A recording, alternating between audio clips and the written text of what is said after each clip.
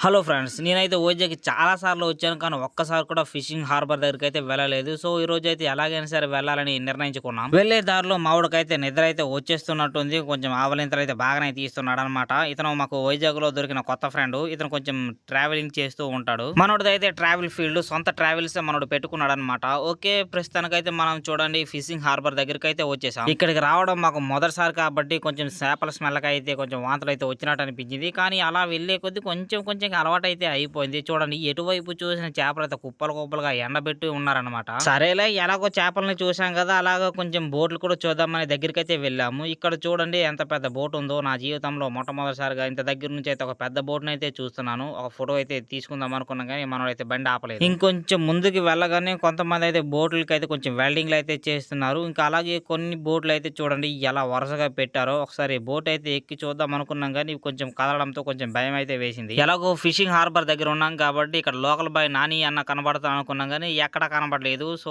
మనోడికి అడిగాము ఎక్కడుంటారో చెప్పు భయ్యా అంటే నాకైనా ఏం తెలుసు బ్రో అన్నాడు. ఇదిగోండి ఇక్కడ కనబడుతున్న బోట్ దగ్గరికైతే మేము వచ్చాం కదా! సో, దీని లోనకైతే వెళ్దాం అనుకున్నాం గానీ ఈ బోట్ అయితే కొంచెం అటు వెళ్ళిపోతూ ఉంది. కొంచెం మిస్టేక్ అయినా నీటిలో పడిపోయే అవకాశం అయితే ఉంటుంది. అంత పెద్ద సాహసం ఎందుకు చేయడంలే అని అలా ఒడ్డు నుంచి చూస్తూ ఉన్నాం. ఇక్కడ కొంతమంది అయితే చేపలకు వెళ్ళడానికి అయితే రెడీ అవుతున్నట్టున్నారు. ఇంత దూరం వచ్చి కనీసం ఖాళీ బోట్లు కూడా ఎక్కలేకపోయామన్నమాట. ఇదేం దరిద్రం ఏంటో. ఓకే. అలాగే కొంత దూరం వెళ్ళిన తర్వాత చూడండి ఇక్కడ చాలా చిన్న బోట్లయితే కనబడుతున్నాయి. ఇంకా దాని దగ్గర పెద్ద బోట్లయితే కనబడుతున్నాయి. లొకేషన్ అయితే చూడడానికి చాలా బాగుంది. కానీ మేమైతే ఎక్కువ సేపు ఇక్కడ ఉండలేం. అలాగే అందుకని మేమైతే ముందుకైతే స్టార్ట్ అయిపోయాం. ఈ ఫిషింగ్ హార్బర్ పక్కనే ఒక పోర్ట్ అయితే ఉంది. అదే కంటైనర్లు మొత్తం ఉంటాయి కదా! ఆ పోర్ట్ అయితే ఉంది. దాని దగ్గరికి వెళ్దామంటే అక్కడ పర్మిషన్ లేదనేసి అన్నారు. అందుకే మేమైతే ఇక్కడ నుంచి ఇలా రిటర్న్ అయితే వెళ్ళిపోతున్నాం. ఎలాగోలా చిన్న బొక్క నుంచి అయితే దూరిపోదామని మా ఫ్రెండ్ అయితే కొంచెం చిన్న సలహా అయితే ఇచ్చాడనమాట. దొరికితే అదే బొక్క మేము తంటారని నేనంటే దెబ్బకి నోరు మూసుకుని సైలెంట్ గా ఉన్నాడు. పనికొచ్చిన సలహాలు ఇవ్వని రాతే పనికి మాలిన సలహాలని ఇస్తారు మా ఫ్రెండ్స్. సూపర్ మా ఫ్రెండ్స్ ఏదైనా. మొత్తానికి చాలా రోజుల నుంచి చూడాలనుకున్న ఈ ఫిషింగ్ హార్బర్ అయితే చూసేసాను అనమాట.